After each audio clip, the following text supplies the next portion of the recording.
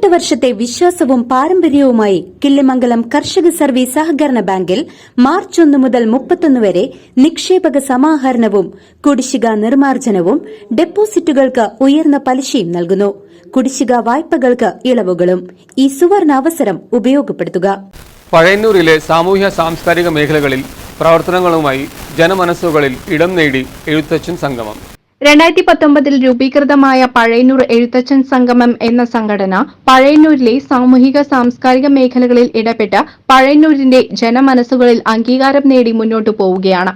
Covid കാലത്ത് പ്രാദേശിക സർക്കാരുകൾ നടത്തിയ പ്രവർത്തനങ്ങൾക്ക് പിന്തുണ നൽകിയും പഴയന്നൂർ ഭഗവതി ക്ഷേത്രത്തിലെ ആറാട്ടിനോടനുബന്ധിച്ച തണ്ണീർ പന്തൽ എന്ന പേരിൽ ക്ഷേത്രത്തിൽ വരുന്ന ഭക്തജനങ്ങൾക്കും പൊതുജനങ്ങൾക്കും ദാഹം അകറ്റുന്നതിനായി സംഭാര വിതരണം, മെഡിക്കൽ ക്യാമ്പുകൾ, പെൻഷൻ പദ്ധതി, വിദ്യാർത്ഥികൾക്കുള്ള സ്കോളർഷിപ്പ്, സാമ്പത്തിക പിന്നോക്കം നിൽക്കുന്നവർക്ക് മരണാനന്തര സഹായം, മറ്റ് സാമൂഹ്യ ക്ഷേമ പദ്ധതികൾ, കർക്കിടക മാസത്തിൽ 1 മാസം നീണ്ടു നിൽക്കുന്ന രാമായണ പാരായണം, വനിതകൾ നേതൃത്വം നൽകുന്ന തിരുവാതിരക്കളി തുടങ്ങിയവ സംഗമം നടത്തിവരുന്ന പ്രവർത്തനങ്ങളിൽ ചിലതാണ്.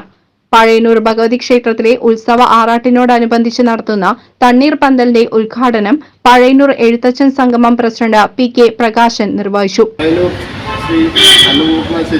ക്ഷേത്രത്തിലെ ആറാട്ടുത്സവം 28/3/2024 വ്യാഴാഴ്ച വൈകുന്നേരം കൊടിയേറുകയും 4/4/2024 ആറാട്ട് ഉത്സവത്തോടുകൂടി അവസാനിക്കുകയുമാണ്. പഴയന്നൂർ എഴുത്തച്ഛൻ സംഗമം എല്ലാ വർഷവും നടത്തുന്നത് പോലെ തന്നെ ഈ വർഷവും ക്ഷേത്രത്തിൽ ദിവസേന ദർശനത്തിനെത്തുന്ന ഭക്തജനങ്ങൾക്കും പൊതുജനങ്ങൾക്കുമായി തണ്ണീർ പന്തൽ എന്ന പേരിൽ സംഭാര വിതരണം ആരംഭിച്ചിട്ടുണ്ട്.